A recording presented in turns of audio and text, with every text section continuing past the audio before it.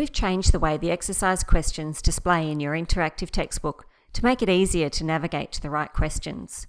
This video will show both students and teachers how to use the new interface. Firstly, students.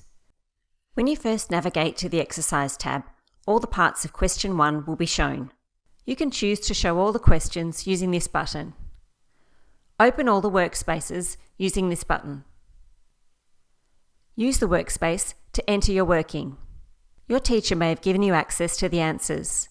Hit the Check Answer button, then use the self-assessment tools to rate how you went or alert your teacher that you found it difficult.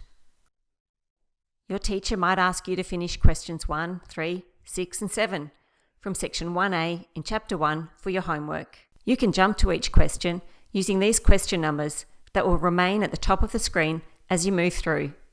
You can use the arrows to move through to the next question in a section or keep scrolling through.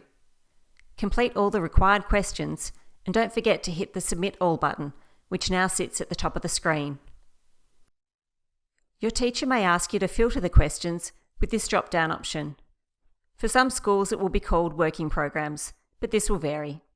Select the filter your teacher instructs you to, and only the questions in this category will be highlighted for you to work through. On to teachers. The exercise questions are now more streamlined and will be easier for your students to work through the questions you set.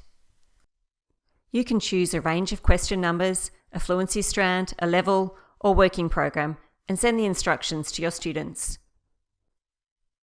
Once your students have completed the questions and hit Submit, all the answers will populate in the History section. Access our support pages for more how-to videos to help you get the most out of your digital resources. And if you have any questions about this new format, please get in touch with your Education Resource Consultant.